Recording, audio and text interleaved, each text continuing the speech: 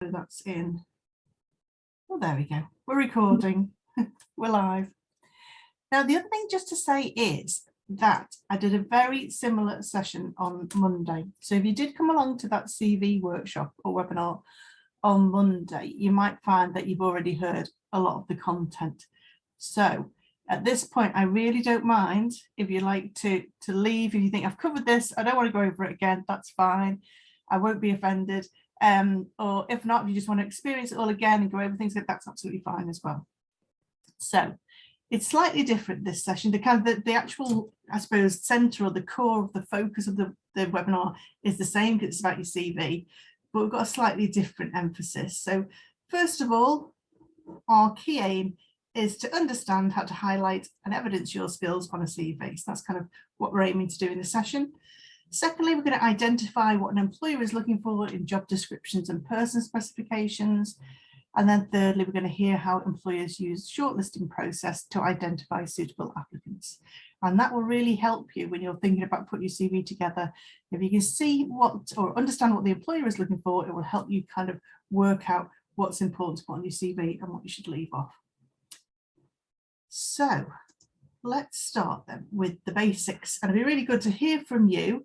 If you could just put in the chat box or come onto the microphone and just let us know what you think should be included in a CV. And I'm sure you've all put a CV together at some stage. So what do you genuinely expect to see on a CV? What are the kind of the key sections, titles, information that should be on there, do you think?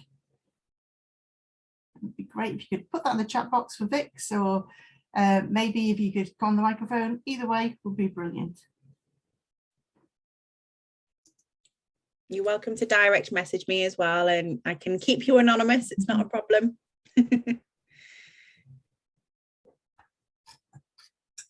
Everyone's having a good think.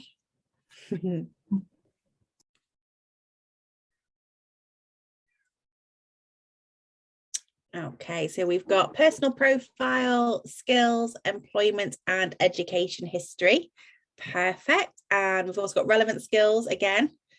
Some great ideas. Yeah, definitely. Yeah, all the boxes have been ticked so far. Anyone like to add anything? No? I think we're good. Yep, don't worry if you're having trouble thinking about it, I'll show you here. And you've covered a lot of the information I was going to discuss here. So these are the key kind of areas you'd expect to see on the CV. So first of all, we're going to start with personal information. So they're things like obviously your name, your address, email and telephone number. And also if you're pretty active on Twitter or Instagram, or you write a blog about the area of work that you'd like to go into, you've got a special interest that you'd like to work in, a field that you'd like to work in, that's all useful stuff to put at the top of your CV in the personal information section. So usually this section here, the name, address, telephone, etc., would appear right at the top of your first page on a CV. So you don't need the title curriculum vitae, it should be evident what the document is. Put your name big and bold at the top, and then underneath your address, email, telephone number, etc. And it's always a good idea, and I'm sure nobody does this, but just to make sure that you've got an email address that sounds professional. So for example, years ago, I came across one that said like fluffybunny@hotmail.com. So like nothing like that. Make sure you've got a really professional email address on there. So that's the first piece of information that'll be up there at the top. It's easy then for an employer to find your details if they need to get in touch with you at short notice. Then usually what comes after that on your CV is something called a personal profile. And this is a very short paragraph, probably about 4 or 5 lines long. And it's almost like a brief business-like description of you. It's almost like a little sales pitch about you, really. And it's a kind of concise introduction to you, your skills, your experience, your qualifications, etc., and what you'd like to apply for, or the type of field that you'd like to go into. Now, the jury's out a bit really with personal profiles. Some people love them. If they're well written and they really summarize you and what you can do, what you're capable of, they're great. But sometimes they can be a bit twee and not really say anything, particularly if it's something that people kind of copied and pasted from the internet. So the whole thing I suppose to remember about CVs is, although there are things that you do need to include on them, at the end of the day, they're your own personal marketing documents, so you have control over where things go. So it's up to you as to whether you have that personal profile on there or not, and what you put into it. Now, usually your CV is written in reverse chronological order. So that means that the most recent things come first. So what will come after your personal profile is whatever you're doing at the moment. So as you imagine you're all at university at the moment, then that would be the first thing that would come under your personal profile. So your education and qualifications and your degree, your PhD, your master's, whatever it is that you're doing at the moment. And in that section there, you just need to give the dates, the institution, what kind of qualification you're studying for. And as this is taking quite a chunk of your life, you spent the last 3 or 4 years doing this, you want to give it a bit of detail. So we want to kind of give a little bit more information about the program that you're studying, your key modules, if you did your final year project or dissertation or something like that. It's worthwhile kind of elaborating, particularly if that relates to the job that you're applying for. Next up then is work experience, and that would be similar type of format, your role, your organisation and the dates. And it's important to highlight the responsibilities and achievements that you've got in there. This will all kind of, I suppose, stand you in good stead when someone's reading through your CV and they can see the scope of responsibility that you've had when you've had these jobs here. And then we've got skills. So skills can either be, I suppose, treated in a separate section all on its own. So you could have a skills section on your CV, or you can kind of integrate your skills throughout all of this information as well. You might want to mention it when you talk about working on a group project at university. You might want to talk about communication skills in your work experience. So you can scatter them out around your CV, or you can have a separate skills section. It's really kind of up to you. So they're the essentials. And these are the kind of optional areas. These are the kind of things that you can include if you'd like to, but they're not absolutely essential. So things like interests. And interests are great because it's about the only place on your CV where you can build a bit of common ground with whoever is reading your CV. So it's probably the only part of your CV where you can say, I really like football, or I manage a netball team, or whatever it is, or I'm really into reading this genre of books. And you don't know who's reading your CV. It could be someone who's got a similar passion to you, so you might have that instant connection. And people tend to like people like themselves, so you never know, it might help you with that whole process there.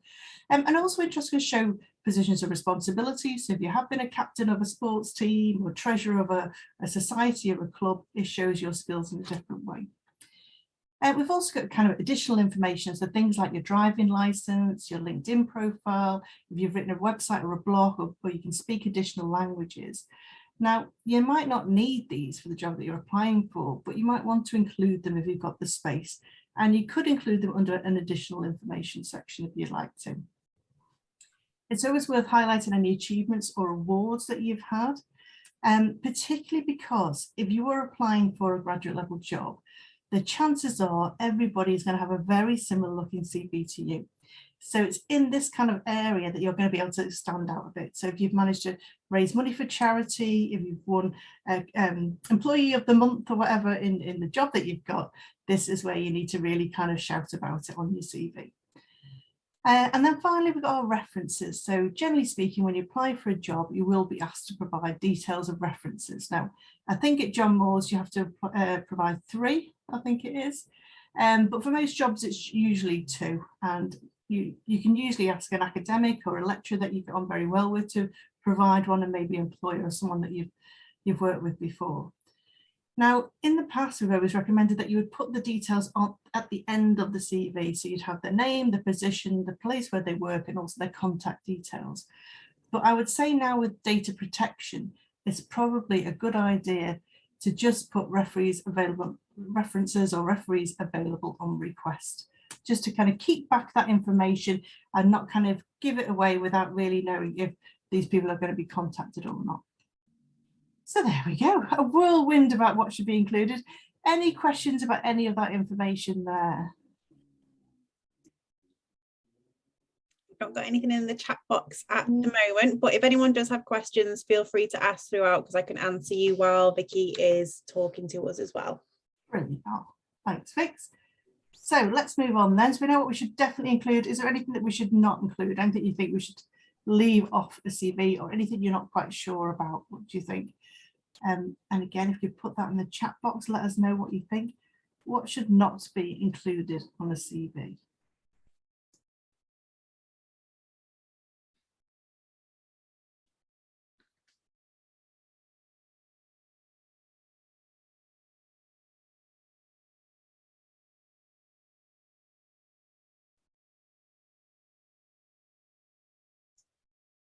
You probably all having a good think about this. It's When I said weaknesses. Yes, definitely. You don't want to highlight any kind of, I suppose, negative information on your CV, because that would be the bit that stands out. That will be the bit that people probably remember. Absolutely. Lies, yeah, absolutely. Don't tell porkies on your CV, because yeah, that can lead to very sticky situations. Yeah, definitely. And in fact, sorry, go on, Vix. Something we get asked quite a lot with CVs is whether or not to include a photograph as well. And I always say it's totally up to you. It's not something that is a requirement here in the UK. I know in a lot of countries it is a requirement on their CV, but it's not here in the UK. So it's personal preference, really. I always do, just because it's something that I've always had to do in the jobs that I used to work in. When I was working in events management, that was a requirement. I think actually companies got in a bit of trouble for asking for photographs.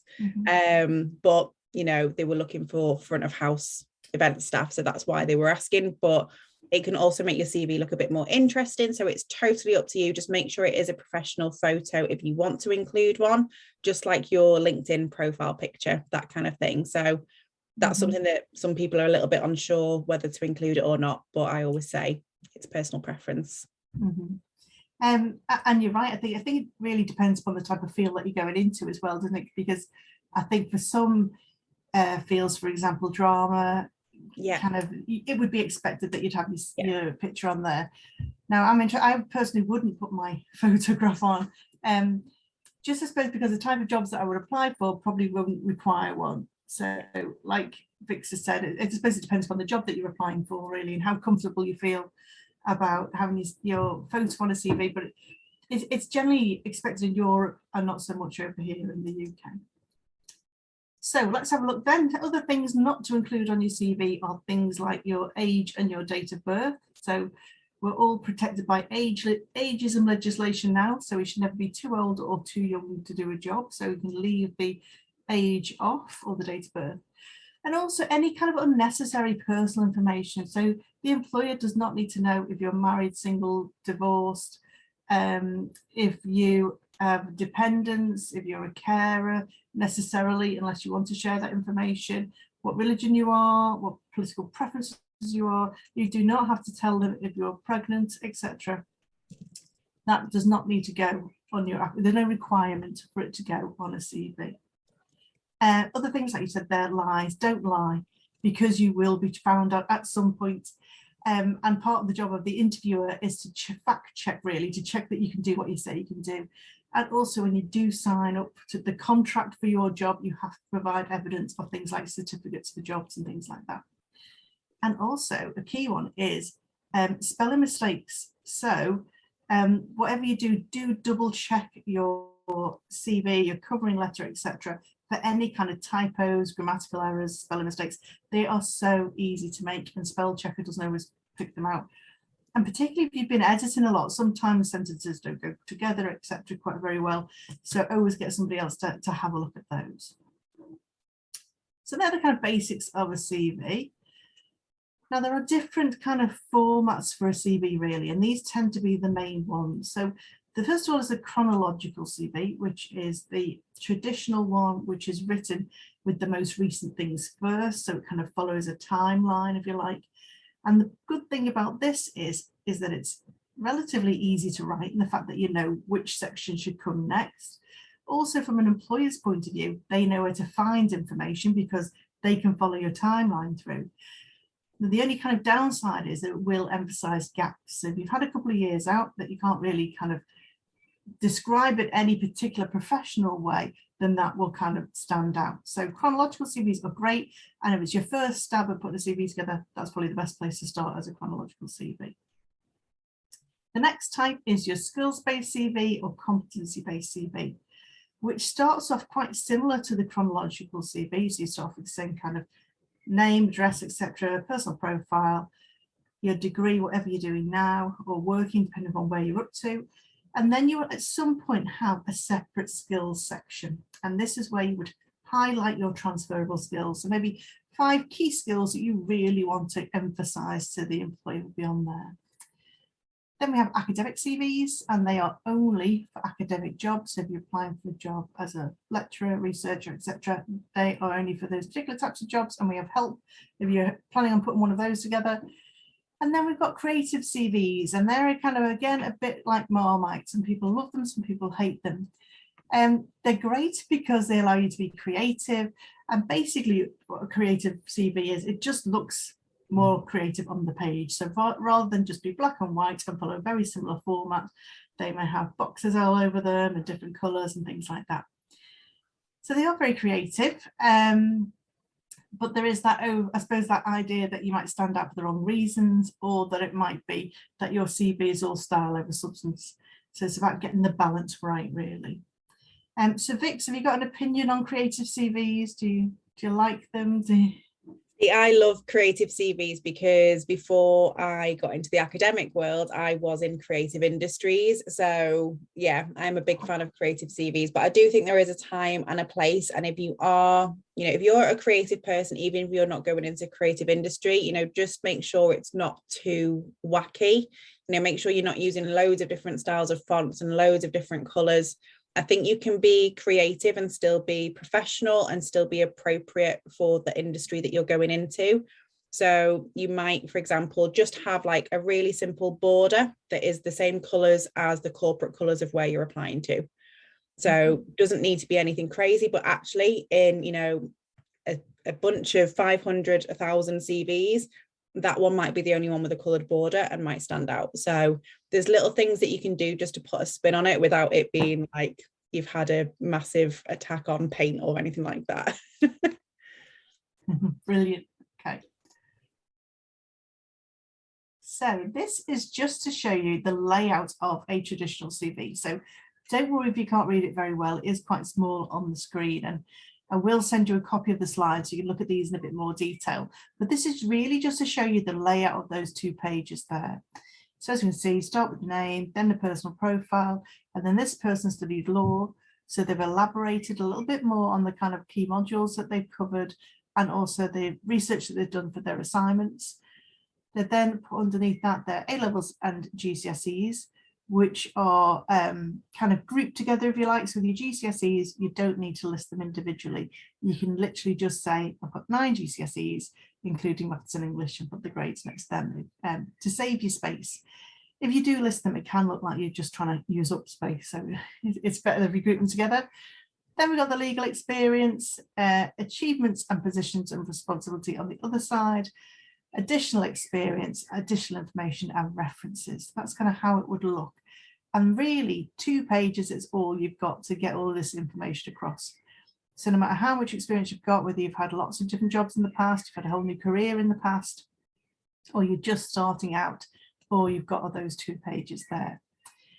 So I like the format of the CV. I think the legal experience is a little bit kind of dense, really. So there's quite a lot of information in there. And I suppose my feedback for this would be an employer is probably unlikely to read that in great detail, because it's, even though it's bullet pointed, there's still an awful lot of information to kind of skim and read through there. So that's the traditional CV.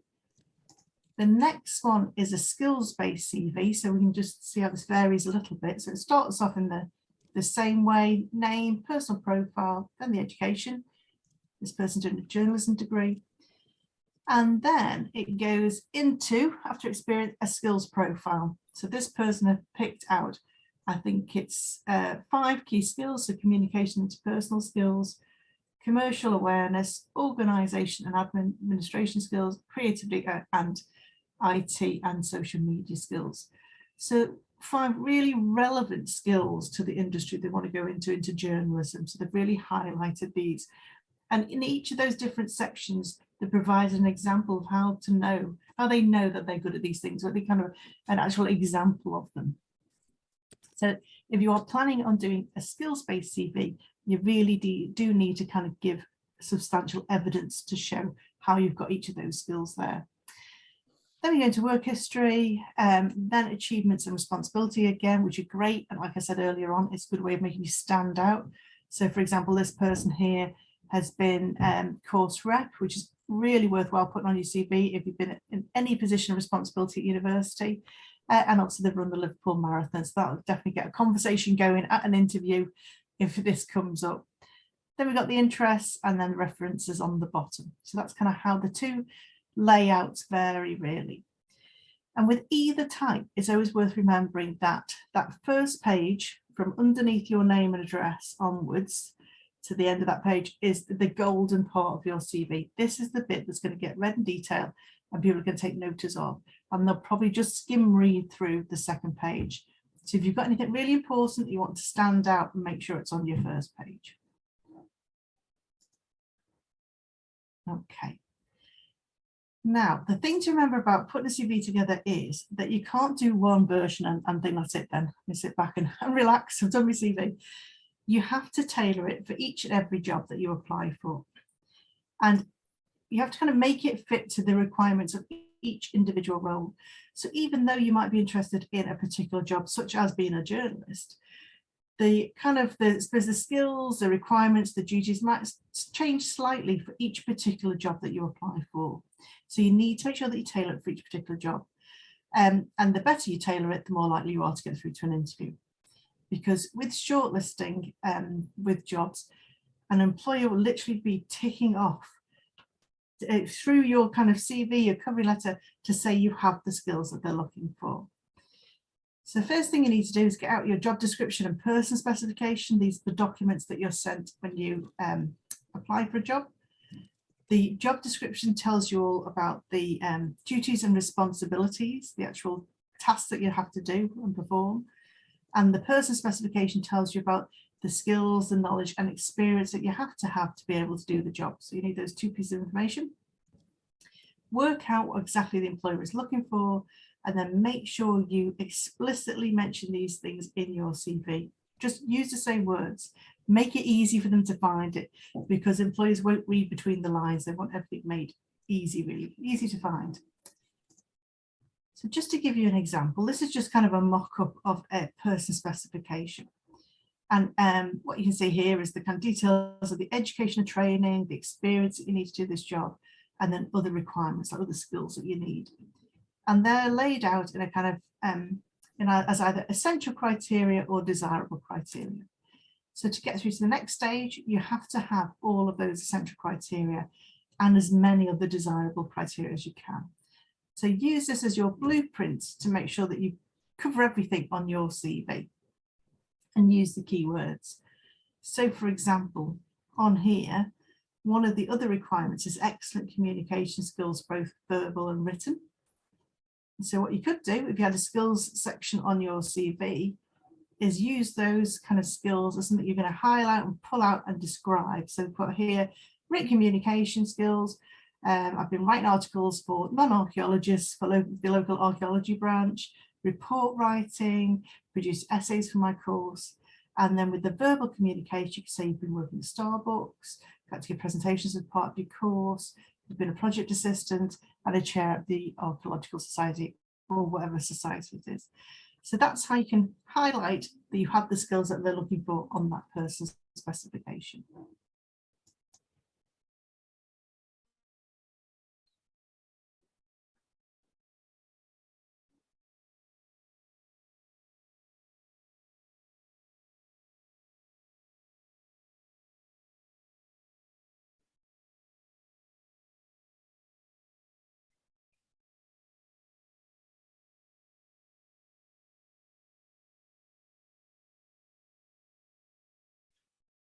I think we might have Really got the temporarily lost you then. Oh, really? Yeah, we temporarily lost you. I think it might have been my internet, possibly.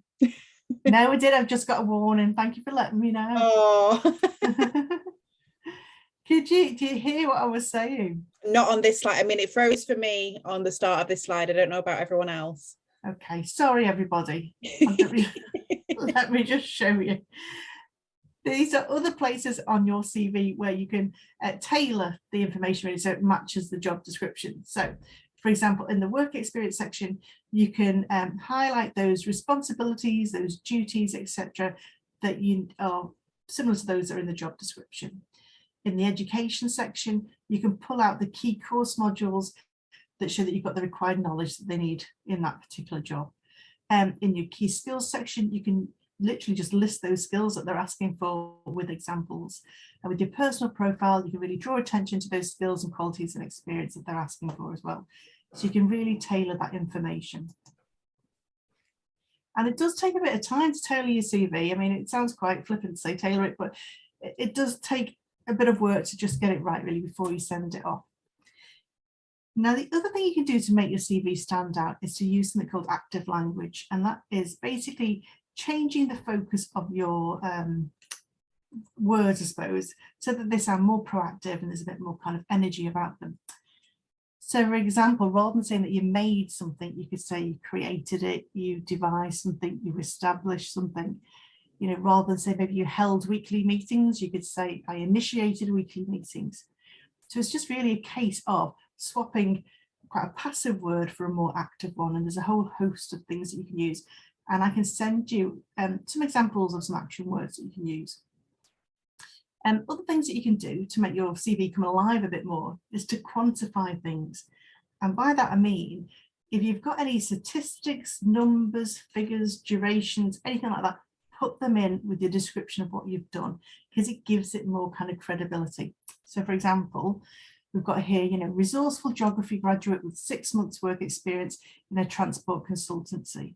So that could be part of your personal profile, but we know that this person had 6 months work experience. So not just that they had work experience, we know exactly how much it was. Or you led a team of 5 students in a design project for which we recorded a first-class mark. So we know that you were on a team of 5 people and you got a first-class mark. So by putting in numbers and figures, it just makes things come alive a bit more. Is the Wi-Fi still working okay? Can you hear me all right? You're all good. Excellent. So just to summarise then, with regards to a CV, you've got those 2 pages there to fill, or to kind of make sure that you summarise your information to fit it all in. Think about your layout and your format. Do you want it to look attractive on the page so that someone would read through it? So there needs to be some blank space on there. Don't cram as much information as you can on the CV, because it just won't get read. You know, the eyes need a rest as they're reading through it. So get a bit of white space on there. Make sure it's concise and easy to read, and highlight, kind of really make sure that you make it as explicit as possible where your skills are and how they match what the employer is looking for. The first page is the most important. Make no spelling errors, because we know employers have used that as a way of sifting people out of the process in the past. If they see a mistake, they just think, oh, I've got attention to detail, they're not getting through to the next round. I would also recommend that you avoid CV templates. And I know it's quite tempting on Word to have a go at the templates, but the chances are, if you found them, so have 100 other people. So when you apply for the job, the employer might end up getting 5 CVs that are exactly the same. So you want yours to be different. So you choose your own font and your own layout and things like that. Get feedback. So once you've done it, just have somebody to have a look over it. We have a team of people here called Careers and Employability Advisors, whose job is to help people on a one-to-one and give feedback. And we are very happy as a team as well to give feedback, aren't we, Vix? Yeah, absolutely. We've got a grad cafe running tomorrow at 11 o'clock in the Student Life building, which is literally just a drop-in. So if you fancy coming along with your CV, come and see us. We can have a look at it for you. And there's free cake and coffee as well if you fancy coming along. Please do, otherwise we've got to eat all of it. So please help us.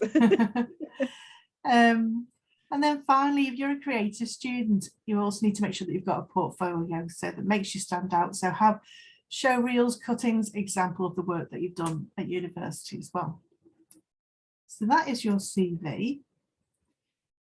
Now, it's also common to include a cover letter when you send your CV off anywhere, and also with an application form. So generally when you apply for a job, you do need a cover letter, just as a way of introducing yourself, really. So a cover letter is, generally speaking, one side of A4, or nowadays it tends to be more of an email, but you're only looking at kind of 500 words. You're not looking at that kind of long a message to write. So your email subject would be the job title, the reference, etc. For that job, and then you'd start with the letter itself. So generally speaking, there are kind of 4 paragraphs. The first one is just to say that you are, which job you are applying for. So I'm writing to apply for the position of finance officer with Liverpool City Council, which was advertised on the Indeed website on, I don't know, Thursday, 27th of April, whatever it might be. So first paragraph, very straightforward. And the second one is where you can signpost the reader to the relevant information on your CV or application form. So you might want to say, as you can see from my CV, I have lots of experience in the finance sector. I've just completed a degree, blah, blah, blah, blah, blah. So you can really kind of highlight key things you want them to go and look at. Paragraph 3 is where you explain why you'd like to work for them. And it's really important that you show a genuine interest in working for that organisation. So they need to know that you really care about them. You really want to be part of their organisation. And it hasn't just been a fact that you've been applying for the last 10 jobs that have appeared online. You really, really want to work for them. So do your research as well, put that in there. And then the closing paragraph is what you'd like to happen next. So you need to have some kind of follow-up action. So you can say something like, I look forward to the opportunity of discussing my application form with you at interview, or I look forward to the opportunity of discussing my CV with you at interview, something along those lines. Try not to sound too desperate. So you don't want to say I'm available immediately, here's my mobile number, give me a ring. Because throughout this process, you want to sound like you're successful already. You're already kind of somebody who's valuable, someone who's got the right skills, and you don't want to give away that kind of air of desperation, particularly through your cover letter and your applications. If you have a name for your letter, so you know exactly who you're sending it to, so dear Ms. Seddon, for example, then you would sign off yours sincerely. If you haven't got a name and you can't find one, and you've just had to write dear sir, madam, or dear HR manager, then you need to sign off with yours faithfully at the end. So if you don't know the name, it's yours faithfully. If you do, it's yours sincerely. And here is an example of one that we've put together. This is kind of slightly old-fashioned, I suppose. It's something you send in the post, which is unusual now. And you probably can't read that on the screen, so don't worry. I'll send this slide out so you can have a good read of that and see how it all fits together. Okay, so just to summarize then, with the cover letters, you just need 1 page. It says prior contact there, and what that basically means is if you've had any kind of connection with the organisation before, if you've done a summer job with them, if you've done some temporary work, if you had a year out, mention it. If you've spoken to someone on the phone, mention it. So it shows you've already got that kind of connection with them. Restate your interest in the role, interest in working for them as well. Pull out those key skills, make them stand out, let them see that you've got what they need. Sound enthusiastic and just keep very clear and concise. You literally just need that 1 page as an introduction.